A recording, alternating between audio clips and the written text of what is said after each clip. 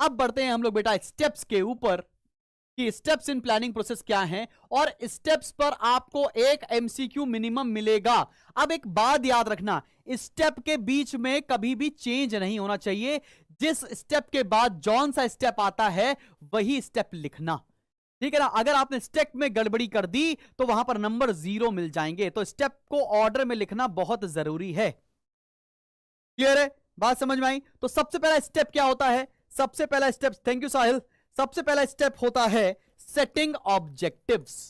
सबसे पहला स्टेप है सेटिंग ऑब्जेक्टिव्स। हमने करना क्या है ये डिसाइड कर लिया। इसके बाद सेकंड स्टेप क्या है? एस्टैब्लिशिंग प्लानिंग प्रीमाइसेस या डेवलपिंग प्लानिंग प्रीमाइसेस। उसके जब हमने सेटअप कर लिया कि हमें करना क्या है, तो उसके हिसाब से प्लान बनाना शुरू कर दिया। मैंने डिसाइड कर लिया कि 1 लाख यूनिट सेल करनी है, तो 1 लाख यूनिट सेल करना ही कैसे हैं ये डिसाइड करेंगे डेवलपिंग प्लानिंग प्रीमाइसेस के अंदर। फिर क्या है? थर्ड स्टेप के ऊपर आते हैं। थर्ड स्टेप है आइडेंटिफाइंग ऑल्टरनेटिव्स। आइडेंटिफाइंग ऑल्टरनेटिव्स मतलब काम किस तरह करना है। अगर मैंने बोला 1 लाख यूनिट सेल करनी है, तो मैं इस 1 लाख यूनिट्स को कैसे कैसे सेल कर सकता हूं? बहुत सारे ऑप्शन है मेरे पास सेल करने के लिए। मैंने बोला 1 लाख मैं यूनिट्स को ऑनलाइन सेल कर दूंगा, घर घर जाके सेल कर दूंगा, मैं ऑफलाइन और ऑनलाइन दोनों सेल करूंगा, मैं विदेश में एक्सपोर्ट कर दूंगा। तो बहुत सारे ऑप्शन हैं, ऑल्टरनेटिव्स हैं आपके पास। Identifying alternatives. फिर फोर्थ स्टेप है, स्टेप बाय स्टेप लिखना मेरे जान, वरना दिक्कत में आ जाओगे। Evaluation and choice. Fourth step है हमारा इवैल्यूएशन ऑल्टरनेटिव, इवैल्यूएटिंग ऑल्टरनेटिव्स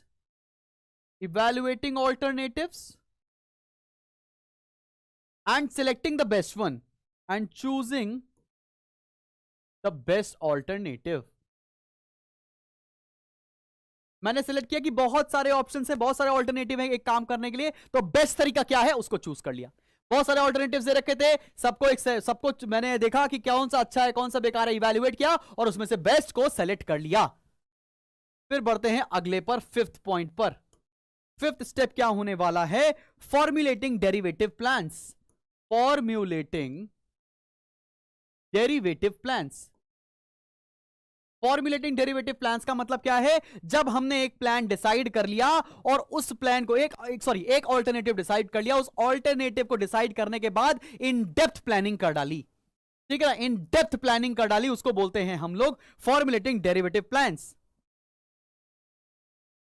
एक पहले हम लोगों ने एक प्लान बनाया, डिटेल्ड प्लान बनाना एक ऑल्टरनेटिव को चूज करने के लिए। जैसे मैंने बोला था कि लेट्स से हमें 1 लाख यूनिट सेल करनी है, किस किस मेथड से सेल कर सकते हैं, बहुत सारे मेथड्स थे। हमने उसमें से एक मेथड चूज कर लिया, लेट्स से कि हमने ऑनलाइन सेल करना है, तो ऑनलाइन प्रोडक्ट को सेल करने के लिए डिटेल्ड आपने प्लान बना लिया, उसको बोलते हैं क्या? Formulating derivative plans. और लास्ट जो स्टेप है, सेकेंड लास्ट स्टेप सॉरी, जो है सिक्स्थ है, वो है सिक्योरिंग कोऑपरेशन। सिक्स्थ स्टेप जो है बेटा वो है हमारा सिक्योरिंग कोऑपरेशन। इस प्लान को पूरा करने के लिए किन किन लोगों की जरूरत है, उनसे आपने कोऑपरेशन सिक्योर किया। ऑल मतलब जितने भी इंप्लॉइज हैं उनका पूरा कोऑपरेशन चाहिए, जितने भी स्टाफ हैं, जितने भी सीनियर अथॉरिटी हैं, पूरा कोऑपरेशन चाहिए उस ऑब्जेक्टिव को, उस प्लान को पूरा सक्सेसफुल बनाने के लिए। सेवेंथ जो पॉइंट है वो लास्ट पॉइंट है, follow up actions. Follow up action मतलब यह पता लगाना कि प्लान के हिसाब से काम हो रहा है या नहीं हो रहा है। तो ये स्टेप बाय स्टेप चीजें याद रखेंगे। तो पहला स्टेप क्या था? सबसे पहले तुमने ऑब्जेक्टिव सेलेक्ट किया, ऑब्जेक्टिव सेट किया, फिर डेवलपिंग प्लानिंग प्रीमाइसेस किया, identifying alternatives, then evaluating and choosing the best alternative. उसके बाद क्या किया आप लोगों ने? उसके बाद formulating derivative plans, securing cooperation, और लास्ट था हमारा फॉलो अप एक्शन। तो ये तुमको इसी ऑर्डर में पढ़ना है, इसी ऑर्डर में ये 7 के 7 पॉइंट तुम्हें पता होने चाहिए। अगर तुमने ऑर्डर जरा सा भी चेंज किया, नंबर मिल जाएंगे 0/सन्नाटे। बात समझ में आ रही है?